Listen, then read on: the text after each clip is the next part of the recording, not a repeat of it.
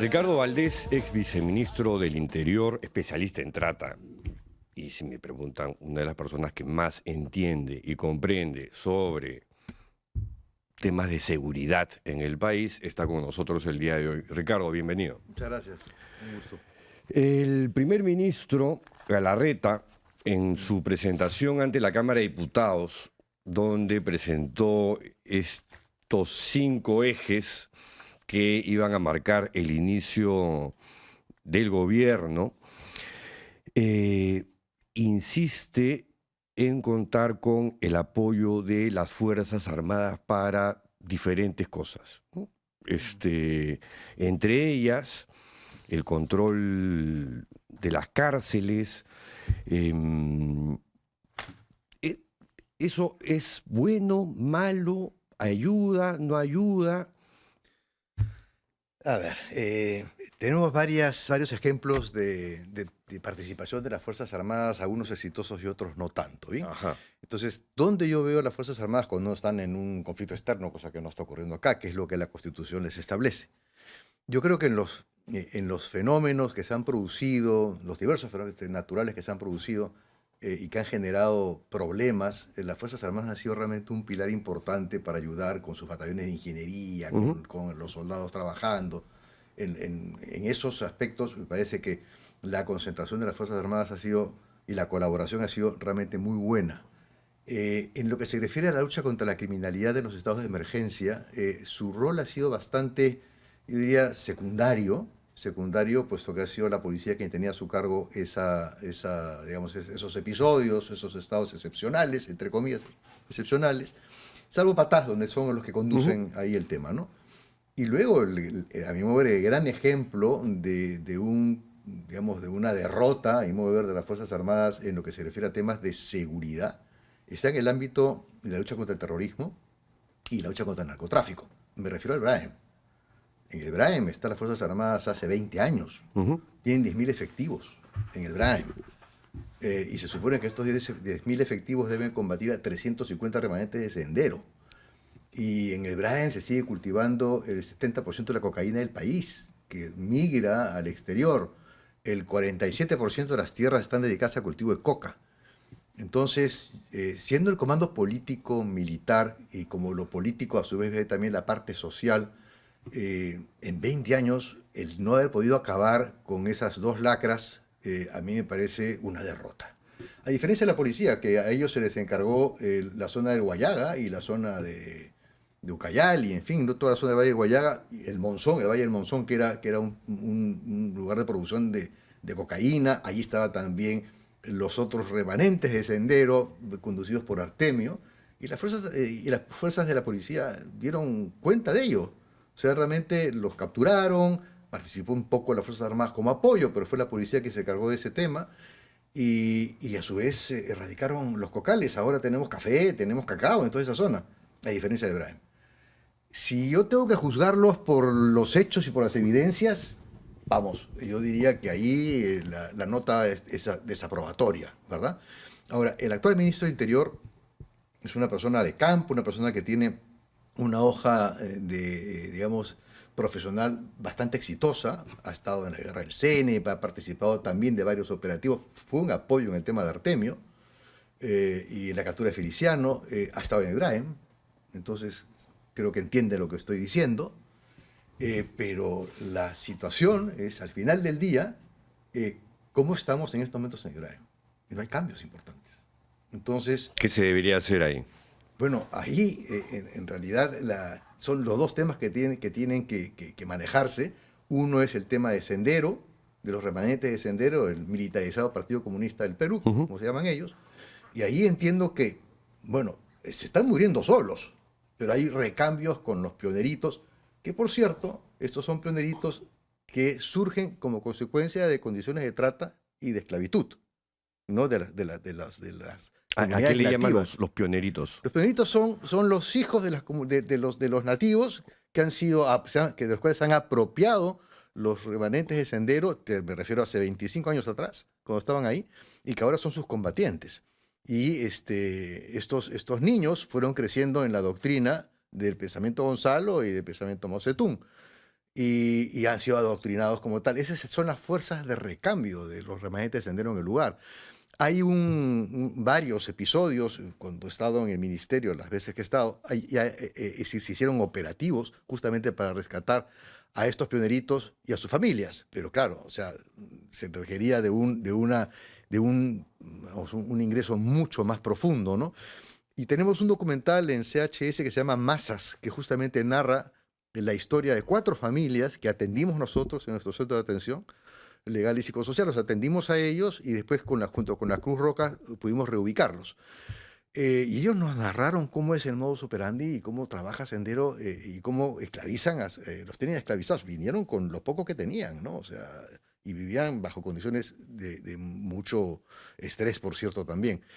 Entonces, ahí hay todo un plan de desarrollo social que tiene que involucrarse. Mientras tú no jales hacia ti a las comunidades, digamos, no cocaleras que están en el lugar, difícilmente vas a poder dar con la información y con el paradero de los remanentes. Entonces, yo no le voy a enseñar al general qué es lo que se tiene que hacer en temas de inteligencia, pero creo que la propia policía, y en una reunión con el Comando Conjunto, que además se reúnen todo el tiempo, creo que deben manejar, obviamente, las intercepciones telefónicas, las intercepciones de las radios, las comunicaciones que tienen. Ellos tienen un manejo de la inteligencia muy profundo, muy bueno, cuentan con toda la tecnología, tienen un presupuesto importantísimo para acometer esos 2 problemas. Y por cierto, lo que tendrían que hacer a nivel de lo que es narcotráfico es garantizar, abrir las puertas a debida y garantizar un poco, iniciar con los procesos de desarrollo alternativo, jalando a estas comunidades nativas en los procesos de cambio de sembrío, ¿no? Ahora, yendo a los problemas de inseguridad en las urbes, extorsión, sicariato, Ujú. el avance de las economías criminales, Mm. ¿qué lineamientos debería tener un plan nacional para combatir a todas estas lacras? Mira, hay más de 360 tipos penales en el código, ¿ya? 390. La extorsión es uno de ellos, está en el artículo 200 del Código Penal. Pero la extorsión como tipo penal tiene una serie de variantes. Solamente vamos a hablar de la extorsión, ¿Ya? ¿ya? No me refiero a la extorsión gubernamental. Existe, es la corrupción. Es un tipo de extorsión, Ujú. ¿no? Si no me pagas, no tienes lo que Así te es. corresponde por ley. No lo tienes, ¿no? Independientemente de que si no me pagas, me refiero a la extorsión gubernamental, que está a nivel de municipios también, mucho, ¿no? Ahí están varios alcaldes que están compitiendo ahora, que son expertos también en apretar a las constructoras para entregarles las licencias de funcionamiento, Mm. ¿no? Y con pagos en el exterior, en fin, hay todo un tema. Y esa extorsión no la voy a tocar por ahora. Pero hay varios. O sea, ¿qué cosa les preocupa? ¿Y qué le preocupa a Galarreta en ese mensaje? Le preocupa la extorsión que sale de los penales. La policía la conoce como el escopetazo. Es decir, cómo desde los penales y a través de sus contactos de las familias y de las organizaciones que están fuera del penal, se organiza todo un sistema extorsivo a diversos negocios, no solamente a transporte. Orquestas, colegios, farmacias, microempresarios, emprendedores de toda la haya, ¿no? Y de toda naturaleza. Y desde ahí se organiza. Ese es un tipo de extorsión. Entonces, por lo tanto, ¿qué tengo que hacer para manejar esa extorsión? Desde mi punto de vista. Antes de tu punto de Sí. vista, la visión de Galarrete es trasladar a esos A delincuentes eso a voy. cuarteles militares, No, resguardados por militares. no, a ellos no. Él quiere trasladar a esos cuarteles a los, digamos, que están presos por delitos menores o por delitos no violentos. Él Ajá. quiere trasladar ahí a los que tienen deudas de pensión de alimentos, a los que tienen delitos de estafa menor, ¿no? Ese tipo para A desasinar, los no peligrosos, sí, digamos. para desasinar los penales y manejarlos mejor. Eh, Esa es una fórmula, va a tardarle, porque poder adaptar un cuartel a un penal toma Mm, tiempo. En me segundo imagino. lugar, yo hubiese preferido otro tipo de solución para el manejo del deshacinamiento. ¿Cómo qué, por ejemplo? Bueno, yo reviso, es decir, veo justamente quiénes son todos los primarios, porque tú tienes quienes entran una vez, 2 veces, 3 veces, 4 veces, 5 veces. Eso está en las estadísticas del INPE. Entonces, trabajo con los primarios, una sola vez que están ahí, ¿no? Por supuesto, hay un grupo bastante que no tienen, tampoco tienen sentencia. Es el 40% que están siendo procesados, estando presos. Pero los que ya están sentenciados, ¿no? Que son por delito menor, yo lo que vería es quienes han cumplido 3/4 partes de la condena para afuera. ¿no? Es decir, el lote también Ujú. por ejemplo, de grilletes electrónicos, los pongo de una vez, más fácil es invertir en eso que invertir en lo otro, ¿no?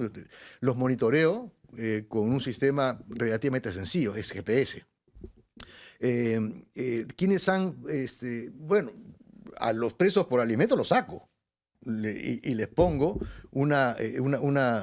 digamos, los obligo a que trabajen más bien en lugar de que estén en la cárcel para que cumpla con su obligación, ¿no? Y así analizar cada uno de los adultos mayores que no han cometido delitos violentos, también los saco y creo que haría ahí podrías perfectamente prescindir unas 10.000 personas de las 107.000 que están presas en estos momentos, ¿no? Wow. ¿No? Entonces hay 69 penales. Entonces esa es un poco la situación. Regresando a la extorsión, o sea, es decir, la policía sabe de qué penales se producen esas llamadas. Entonces, ¿qué es lo que toca hacer? ¿Militarizar? ¿Cuidar el perímetro? No va a servir de nada. Porque lo que tú tienes que hacer es controlar lo que entra y sale del penal. Y eso significa que tú no puedes seguir teniendo al INPE manejando la puerta de ingreso y de salida. Tienes que sacárselo al INPE. ¿Por qué? Porque o hay corrupción o hay extorsión. O sea, obviamente el interno le dice, oye, si no dejas que pase fulano con el paquete, entonces tu familia es la que va a responder por Claro. ti. Y entonces, ¿qué es lo que toca hacer ahí? Eso es meter tecnología en esos penales más complicados. ¿Qué significa tecnología? Trasladas la tecnología del aeropuerto al ingreso del penal. Es decir, tienes rayos X, tienes arco de metales, y eso lo maneja terceros. El Estado pone todo el equipamiento y eso yo lo licito y se lo doy a compañías privadas. O sea, lo privatizas. Sí, lo privatizo. El ingreso y la salida, ¿no? Que es un solo arco, un solo Ujú. lugar, ¿no? Y eso lo privatizo. Entonces ahí yo voy a saber, no me va a entrar un chip más, un teléfono más, no va a entrar droga, no va a entrar armas. Todo eso va a salir. Y claro, lo voy secando. En 4 meses voy haciendo requisas. Mientras no entran las cosas, llegó a haber un momento que ya no va a haber nada dentro del penal. Y ahí sí lo vas a manejar. Pero esos son todos los tipos de penales, que es el escopetazo. El otro tipo de extorsión, la extorsión del escopetazo. El cobro de gota a gota, que es la extorsión financiera. Eso creció exponencialmente cuando hace 3 años el Congreso de la República dio la famosa ley antiusura. Es decir, cuando le puso a los bancos un límite del cobro de interés. Inmediatamente el 40% de la población económicamente activa, digamos, que era cliente de los bancos, que eran emprendedores pequeños, sin mucho respaldo, que pagaban una tasa de interés 150%, más o menos 180%, lo sacaron del mercado, porque le pusieron 120% de techo en la tasa de interés. ¿Y a dónde fueron? Fueron al gota a gota. 400% de tasa de interés, pagos diarios, hasta 1.500% de interés anual. Entonces, y eso lo único que tiene que hacer es derogar la ley y generar un fondo, una nueva estructura asociativa para estos casos que no tienen garantías, ¿no? Porque además, al sacarlos, los informaalizas más. Claro. En cambio, si yo los tengo en el sistema financiero, los estoy formalizando de una manera. Le estoy generando un RUC, un DNI, digamos, que me va a reportar por los créditos que están asumiendo. Y con esa medida le quitas el negocio a los de gota a gota. Eso es un tipo de extorsión. Con respecto al cobro de cuotas y cupos de transporte público. O sea, hace poco menos de un año, en septiembre del año pasado, el presidente Gerí, junto con el presidente del Congreso, dieron una ley que se basaba en una mentira monumental. Es decir, ellos decían que se iba a manejar la extorsión del transporte público de pasajeros y de carga sobre la base de los C5 inteligentes, que ahorita te explico lo que es, que operan en el país. No hay ni uno. Un C5 es un centro de comando, control, cómputo inteligente. Es decir, que todo está automatizado, inteligencia artificial. Bueno, eso no hay. No tenemos ni un C4, que es 2 categorías menos. No existe. Tenemos centrales de videovigilancia que están a nivel de C2, C3. ¿Sí? Entonces, en la norma y en la ley decía los C5 inteligentes. Yo decía, ¿qué pasó acá? ¿Por qué los dirigentes no se dieron cuenta que eso era pues un engañamuchachos enorme? Es más, el plan de Fuerza Popular me parece excelente que lo planteen, porque reconocen que no hay y que había que tener al menos uno por región, al menos, ¿no? Yo digo, aquí en Lima hay que tener al menos uno muy grande que maneje Lima y Callao, muy grande, o en realidad 4 medianos, más un quinto que estaría en el Callao. Y eso te integra todas las videovigilancias pero al ser inteligente tienes que meterle un monto fuerte en inversión económica, pero eso no va a estar mañana, eso va a estar de aquí a 3 años. Porque además el edificio debe tener categoría, digamos, de hospital o de aeropuerto también, ¿no? Es decir, no se puede caer si hay un 8.8, tiene que sostenerse, Claro. eso no se puede interrumpir. Entonces, eso se puede hacer y está en el plan de gobierno de Fuerza Popular y estuvo en el discurso de la presidenta también. No lo ha mencionado a Galarreta ahora, porque debe entender que este CS5 inteligente cuesta entre 500 y 800 millones de dólares y tú no puedes tener 24, pues no hay, digamos, no hay tanta plata. Pero sí podrías identificar las regiones con más problemas, ¿no? Y ahí podríamos ver todos los temas de prevención, de focalización de los recursos, en fin, hay muchas cosas que hay que hacer ahí. Pero en eso lo que toca hacer es empezar a controlar el tema de cobro de cuotas y cupos, es empezar a controlar, a manejar la inteligencia que está en aquello que la Policía Nacional maneja sin papeles. La Policía Nacional tiene un SITPOL, que es un sistema de denuncias policiales. Una denuncia no conversa con la otra. Una denuncia suma a la otra, pero no conversa con la otra. Es decir, yo puedo darte la estadística de la cantidad de denuncias por extorsión que hay, que son más de 25.000 por año. Esas 25.000 denuncias tienen 25.000 informaciones, tienen 25.000 números de teléfono, tienen 25.000 números de cuenta. Pero no están interconectadas, claro. No cruzan. ¿Qué hace falta? Mañana, Big Data. ¿No lo tiene la policía? No, porque la policía es muy celosa, que tiene su sistema. Pero mientras lo tiene, hablas con las universidades. No voy a dar el nombre de la universidad, pero hay varias que te pueden agarrar esas 80.000 denuncias y me pueden segmentar todos los tipos de extorsión, me pueden segmentar los números telefónicos, los números de cuenta, me pueden segmentar los horarios, los lugares, me pueden modelar con inteligencia artificial lo que es información, esa información riquísima. Inteligencia es información, bien trabajada, eso es inteligencia. ¿Bien? Y eso está ahí, pero no lo usan, porque no tienen el recurso. Entonces, invierte mañana en eso. Eso no es tan complicado tampoco. ¿Bien? Con esa información, en una mesa como esta, sientas con la Superintendencia de Banca y Seguros y con OCIPTEL a los operadores de telefonía, a los 4 operadores de banca, y dice, ¿qué necesitan ustedes para, sin violentar, digamos, el secreto bancario de las telecomunicaciones, qué necesitan ustedes para que cuando hay una información absolutamente que sale de aquí, para que ustedes me entreguen quién está detrás? Y eso, necesitamos esto. Y eso va al Congreso. Y eso lo puedes hacer mañana. Mañana. O ahora. Y debo decirte que yo he conversado con ambos extremos de la mesa en el sector privado y están absolutamente dispuestos, pero que les den las garantías y le den la herramienta legal para poder facilitarlo. A nivel de relaciones exteriores, tienes que firmar, tienes que, digamos, aceptar el segundo protocolo de Budapest, que es el que le permite a la policía pedirle a Meta, porque las operadoras telefónicas no te manejan el WhatsApp ni el Facebook, digamos, operan a través de sus teléfonos, pero eso lo operan en Washington. El grupo Meta está allá. Entonces, el convenio de Budapest, segundo protocolo, permite que la policía indague directamente con Facebook y pida la información, o con WhatsApp y pida la información, ¿bien? Porque de acuerdo al observatorio de crimen de la Venecia, que yo codirijo junto con Carlos Asombrío, que es del Banco de Crédito, por eso te digo que también sí conozco el interés de estas partes, ahí cuando hacemos las encuestas a nivel nacional, que hicimos las hacemos cada 3 meses, ¿no? Con Ipsos, creo que fue en el tercer reporte, estamos en el 7º, lo que salió es que la extorsión corre por WhatsApp y por Facebook, por llamada telefónica, 7%. O sea, se usan las redes sociales para la extorsión, porque eso está fuera del control. Y conversando con los operadores de telefonía, me dicen que hay también un tema que nos ayudaría muchísimo, que es el periodo de hibernación al que están obligados las compañías telefónicas. ¿Qué es eso? Yo compro un celular hoy con un chip, ¿no? Y lo doy de baja en la tarde, a las 7 de la noche. Como ya lo compré, entonces la compañía telefónica está obligada a mantener ese número por 3 meses. Y el WhatsApp que le puse sigue operando sin la posibilidad de que me identifiquen. Claro, pero eso lo puedes revertir. Mañana. Con inteligencia, No, obviamente. no, con una disposición, simple y llanamente. Le reduces el plazo de hibernación, que por ley, digamos, por norma, son 3 meses, pásalo a 1 semana. sobre todo cuando el periodo de compra es mínimo, ¿no? Digamos, o sea, si vas a y con eso vas jalando, vas reduciendo. Entonces, ¿qué hago? ¿Cómo manejo el sicariato? Nuevamente con tecnología. Meto chips a las motos, a todas. Es el momento que van a comprar su SOAT.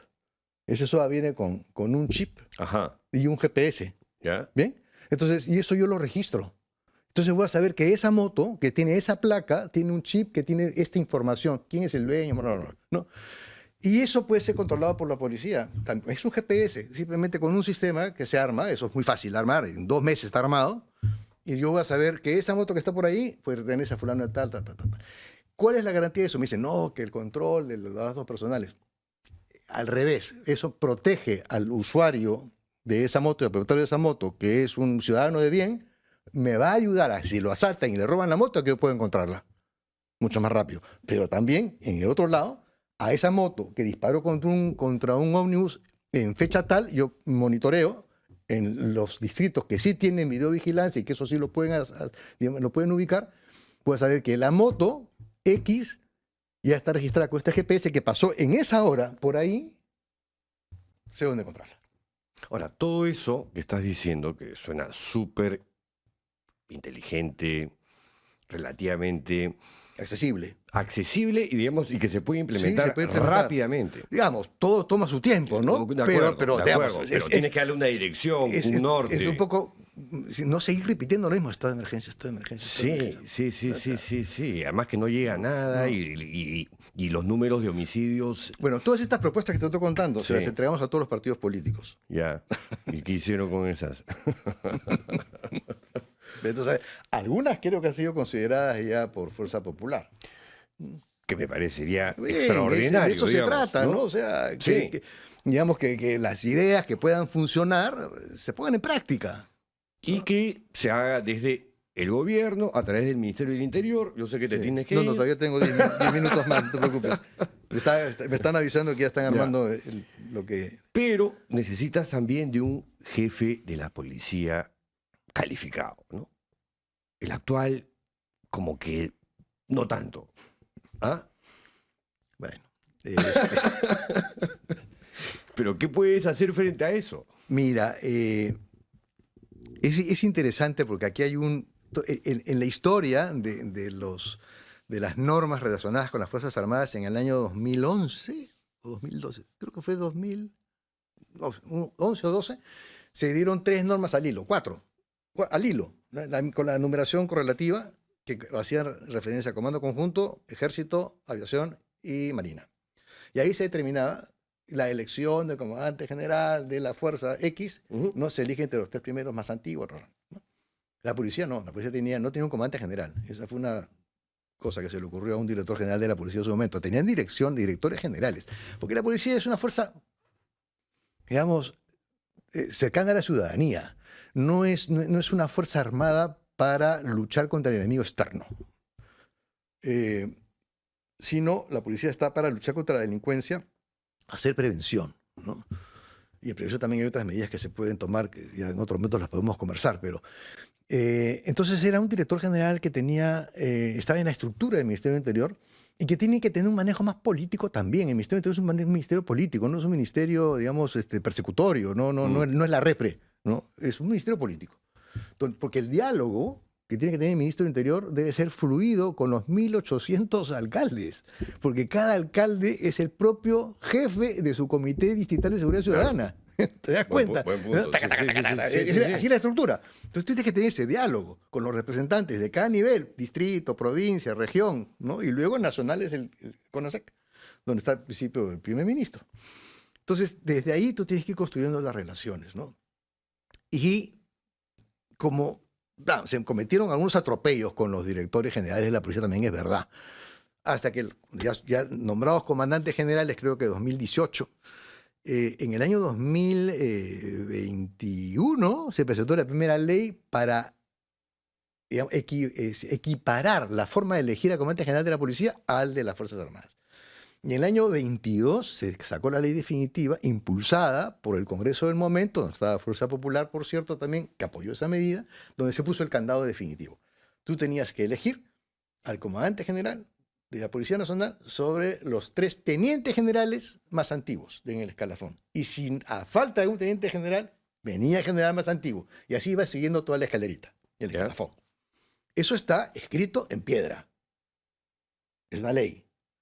Por lo tanto, el ministro, que es militar, que es institucionalista, como dije, tiene una buena hoja de servicio institucional, no tiene, digamos, éticamente cómo votar a Arriola, porque tiene la misma ley que protege a su instituto, es la que protege a la policía. Entonces está atado de manos. Y el gobierno está atado de manos con esa ley. Pero ¿cómo haces para desanudar ese nudazo? Pero es lo que también, esos, a ver, hay causales para poder salir de eso, y la causal más viable es la solicitud de pase a retiro, que tiene que provenir del propio general Arriola. Porque las otras son la muerte, cosa cosa de buena salud del general, así que no le deseamos eso para nada. Y las otras son investigaciones judiciales y penales o flagrancias de delitos, ¿no? Entonces, que tampoco le deseamos una investigación a profundidad, ¿no? Para ver cómo manejan los gastos de inteligencia, por ejemplo. No, tampoco. Se trata de generar una cacería ahí, ¿no? De repente se le ocurre hacer eso, no lo sé, pero no creo. Lo mejor es sentarse a dialogar con el general Arriola y decirle 2 cosas. O vamos por la vía corta o vamos por la vía rápida. La vía corta es... La vía corta es... necesitamos hacer cambios y necesitamos proteger ya no la imagen del general Arriola, sino al revés, la imagen de la policía. La imagen de la policía está en estos momentos muy mellada. Es necesario... no de ahora, hace rato. Es necesario un cambio. Yo Entonces, apelo a tu institucionalidad. De renuncia. Apelo a tu institucionalidad para que, por favor, nos dejes, digamos, en la cancha libre para poder nombrar, bajo los términos de la ley, al general que venga, que se elija, digamos, ¿no? Dentro de esa interpretación. ¿Y la otra? Esa es una, ¿no? La otra es más o menos lo mismo, pero diciéndole, te pongo estos indicadores y estas metas, y te doy 4 meses para cumplirlas. Y lo pruebas, pues, ¿no? Porque él dice, y le das los recursos que te pide, ¿no? Que es una conversación que debió haberse tenido hace tiempo, ¿no? Cuando ya las elecciones estaban más o menos definidas, ¿no? Sí, bueno, pero... Pero porque ese es el eje principal del equipo de la seguridad a nivel del operador de justicia principal para perseguir la criminalidad, es la policía. Eso ahí no hay vuelta que darle. Bien. Lo demás, podemos participar en muchas cosas. Entonces, ¿qué significa eso? Transparencia. No es muy amigo de la transparencia Arriola, ¿no? Él ha impedido que la información que llega a observatorios como el que yo estoy no sea fluida, ¿no? Entonces nosotros... Es un botón, digamos, ahí. Claro, no hay varios, ¿no? Pero rosario. nosotros, por ejemplo, tenemos que recurrir al Ministerio de Salud para ver cuántos muertos... ¿En serio? Pero claro, pues ahí está el SINAEF. Claro, verdad. Muerte violenta, ¿no? Entonces ahí vamos contando, ¿no? Y lo otro que hacemos es los medios. Todos los días contamos en todo el país la cantidad de muertos que hay. Y sabemos que ahí están. El muerto es muerto. Está reportado. Entonces, el ministro del Interior, con información de la policía, no puede decir que hay 500 muertos menos de lo que están contados. Pues. Que es lo que acaba de decir. Bueno, okay. Entonces, eso es como está con respecto al general. Yo creo que realmente si se habla con él, se conversa con él y se le plantean las cosas, vamos, yo creo que, además... indicándole que ya en estos momentos no es el general Arriola, no es la Policía Nacional, es la institución la que hay que cuidar, ¿no? Una última cuestión, Ricardo, antes de que te vayas, que tienes que salir volando. Quiero apelar a una de tus especialidades, que es la trata. BBC acaba de reportar un caso que me parece terrible. Una niña de 10 años traficada en la frontera de con Perú Colombia. a Ecuador. Sí. Para casarse con un hombre de 50 años, ¿no? Y que habla sobre esta cosa denominada matrimonio infantil, unión temprana, y que es un fenómeno terrible, terrible. Y muy frecuente. O sea, por lo que he leído en esta nota de BBC, sí, no, mira, nosotros tenemos... es demasiado frecuente. A ver, ese es un caso. Nosotros tenemos muchísimos casos porque tengo oficina en Iquitos también, ¿no? Y ahí vemos, y en Madre de Dios, y en Cusco. Sí. Entonces, la unión temprana, o el matrimonio infantil, la unión temprana es lo más neutro que existe, es realmente algo que se produce con muchísima frecuencia. Suele venir seguida de una violación, de acceso a una menor de 3 años de violación, ¿no? O sea, ahí no hay voluntad, ¿no? Sí, claro. Y usualmente lo que se producía era el arreglo entre el adulto y la familia para que esa niña diera luz y siguiera su camino en unión con la persona que tuvo acceso carnal con ella de manera violenta. Eso es una suerte de realidad atroz. práctica salvaje. Salvaje. Ok.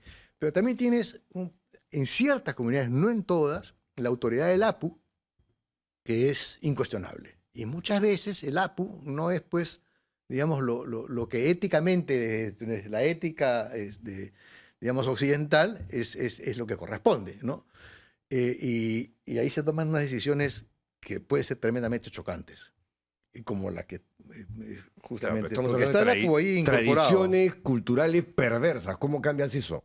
Bueno, ahí eso tienes que ir, eso es un trabajo ya muy, muy, muy profundo con variables sociológicas, antropológicas, ¿no? De intervención en las comunidades nativas, de incorporarlos.